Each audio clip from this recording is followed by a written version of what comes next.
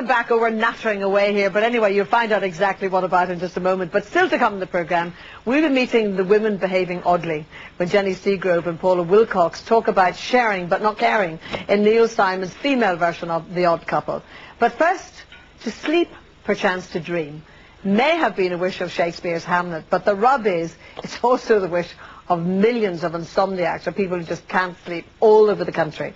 Now, over the next 5 weeks, we're going to be taking a look at various sleep disorders, and today it is insomnia, although we'll talk about the definition of that word in a minute. Now, a good night's sleep is essential, of course, for our physical and mental well-being, and simple steps like changing your diet, getting the right bed, and managing your stress levels are all key elements for turning night owls into sleeping beauties. Now, joining us today to tell us more is the author of a brand new book, which is called Learn to Sleep Well, and that's Professor Chris Idzikowski. I have to get this correct. It's Idzikowski. Perfect. That Polish name. I hope I've got it right. Well, we'll talk about some of the practical issues in a minute. And let's take, first of all, Frank, because, Frank, you're in a band. You also write. So you've got a lot going on in your life. Sadly, you lost, was it your mum you lost recently? So you've had a lot of sadness going on in your life, too. So what's your sleep pattern like? It's really, it can vary from day to day. I mean, in the last week I've had very little sleep. The end of last week I hardly slept at all over the weekend. And sometimes... Like for how many days at a time would you say? It's about 3 or 4 days at a time that I don't get sleep, and then eventually it will catch up on me, and I'll maybe get 4 hours sleep and get up and be okay. I mean, I get enough sleep to basically function, but it does get to a point now and again where I can be really snappy, and the people that live with me will tell you that it can be a hassle. I'll like bark at them for doing the least wee thing. But I mean, my sleep has never been at all stable. When I was younger, my mum would send me to bed at about 7 o'clock, and I wouldn't get to bed until about midnight because I'd be hatching some kind of plot to do the next day, or something me and my friends could get up to. So a fertile imagination was keeping you going, was it?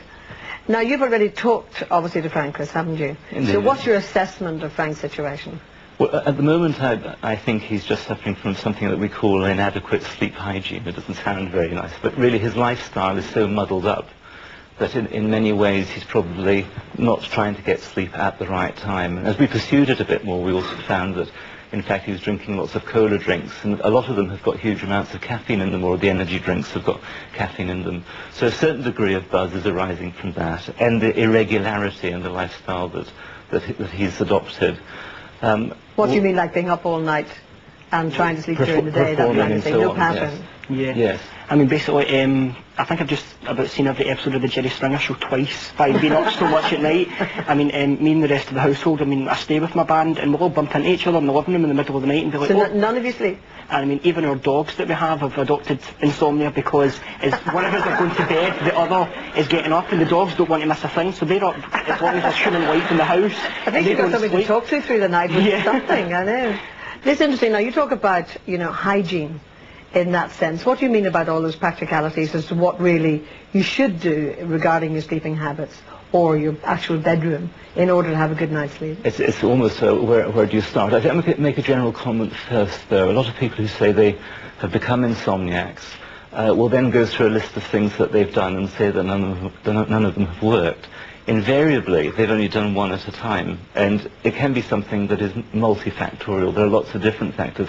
Things that we eat and drink are important. Caffeine does cause a bit of a buzz, prevents you from sleeping. It varies over a lifetime. If somebody's pregnant, they can be ultra-sensitive to caffeine. When the pregnancy is over, they cease to be sensitive. For example, we served you coffee today. Now, what would you not drink? Like what time, until what time would you drink coffee? I tend to recommend not drinking caffeine after lunchtime. Lunchtime? Yeah. Well, then just switch over to decaffeinated, or if you want something like that, switch over to tea that has less caffeine levels. And then sometimes I suggest something like chocolate, which has got a chemical that's equivalent to caffeine, but much, much lower levels, again, about 1/20th lower. Sure. So it's to sort of disentangle what it is. The other thing I want to ask you about is actually the darkness of the room. I mean, our bedroom at home is not totally dark, because they're creamy curtains, and particularly at the moment, you always get a certain amount of light coming in. So. It depends on anxiety and how one reacts to light. But I think if one looks at countries like Finland or Lapland, where one has these periods of time where it's complete darkness or complete light, there, for the non-indigenous population, there are huge mental disorders associated with this this situation where you don't have this 24-hour pattern of light and dark. And the implication is that the brain needs that to schedule both sleep and wakefulness. It's fascinating. In the book, of course, you talk about the position of the bed, but my mother actually always had a very good saying. She said that in life you should always buy a good pair of shoes or a good bed, because if you're not in one, you're in the other. And actually it's true. So the good bed maybe we'll talk about later on.